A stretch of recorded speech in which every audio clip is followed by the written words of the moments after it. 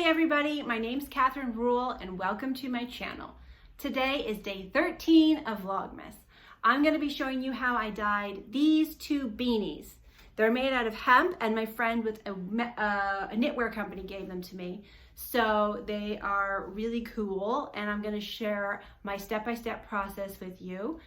I'm doing Vlogmas this year, which means every day until the 24th of December, I'm going to be uploading a new video. So it's going to be either a dyeing tutorial or a dyeing related video or some sort of holiday activity. So go ahead and hit the subscribe button so you can stay tuned for more Vlogmas videos. If you enjoyed this video, give it a thumbs up and thank you so much for watching. Let's get started. So first up is this beanie that has no ribbing and it's kind of flat. I'm going to do a sewn pattern and I'm just doing a quick based 1-inch stitches about 1 inch apart with a double thread just to make sure it's nice and strong. And it's small so it doesn't take that long. You don't have to worry too much about getting the stitches super straight. They can be sort of meandering. That's what gives it that organic look. So once you get all of the lines of basting, you can tie the two knots together, like take a pair and tie them together in like a square knot, and then gather the two loose ends together on the opposite side and tie a square knot on that side too. And you're going to just work your way down the whole hat, tying off the strings pair by pair on both sides so that it's super secure. And just don't pull too tight because it's really easy to break the thread. So just go slow. So then I'm going to mix up my vat here.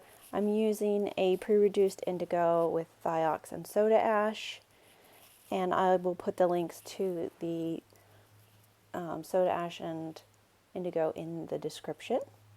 So now it's time to dip it, and this is very absorbent because it's a knit, so I'm going to make sure I get it nice and submerged and check to make sure that it's getting enough dye, but at the same time I don't want to just totally saturate it with dye. So it's kind of a delicate thing, and I'm going to systematically dip, check, and dip. And you can see how it's like starting to absorb into the hemp fibers after I take it out. Like it looks wet, and then 2 seconds later it looks dry. So anyway, whenever you're dyeing anything, it depends on the absorbency of the fabric. So this is pretty absorbent. So I'm just going to keep dipping it and checking it until I like the way it looks.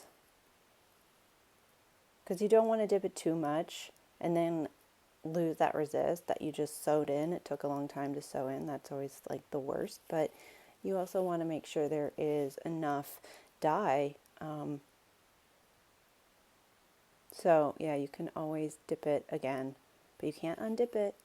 So then I'm going to let it dry. All right, so now it's time to open up this Stitch Shibori. It's a beanie made out of hemp yarn, and it's been drying for about 24 hours. I think it's time to take it apart and see how it turned out. So I'm just gonna rip it because it's poly thread. Oh, wow. That's cool. Let's see.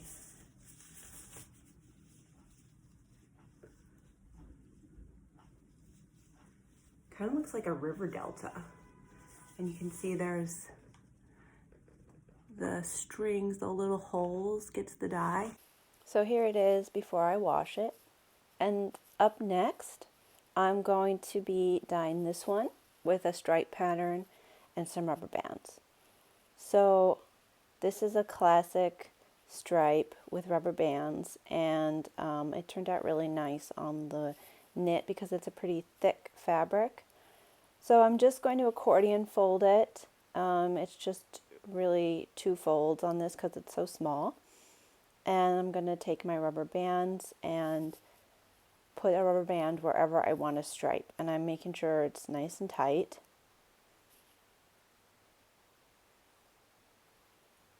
I go through a lot of rubber bands, you know. Unfortunately, with indigo, you can't really reuse the rubber bands because they get sort of destroyed. And I just have to cut them apart because it's so messy. So I have like a huge stock of rubber bands that I use, and I will put the link down below to where I like to get rubber bands. I just buy them in bulk on Amazon. Alright, so now it's time to dip, and it's similar to the other one where it really takes some time to get enough indigo on the piece. So I'm going to really make sure it's absorbing enough dye and just systematically check and massage the indigo into the knit. So this one has a rib. And I want to make sure that the rib has a lot of indigo on it. I want it to be totally blue, and that's the part that sort of resists taking the dye the most, I'd say, is the rib, just because of the texture. So here I'm checking it to make sure I like what I see, and see how the rib there still has some white on there. So I'm going to just dip the rib in there, look at it again. I always dip like this. I just like to make sure that I just dip it again if I don't like the resist. You can kind of have a little bit more control that way. So I'll check again, see that it looks good. Once I'm done dipping it, I'm going to let it dry completely, and then I'm going to open it up. Okay, and then this is the finished product. It's cute. So I wanted to make sure the ribbing at the bottom was like nice and blue. I think it worked. It's cute. So now I have to wash it. That's the next step. So I'm going to give you a little close-up here of the pattern, and I'm going to wash them with hot water and Synthropol. I'll put the link in the description below, as well as the indigo recipe and the links for the indigo chemicals. I really think that they turned out really nice with a good resist and really nice dark blue. Alright, so that concludes today's video about these really cute beanies. Thank you so much for watching. Give it a thumbs up if you enjoyed this video, and subscribe for more dyeing tutorials. It really helps my channel to grow and helps others to find my channel, so I really appreciate it. Thanks so much, and I'll see you guys next time.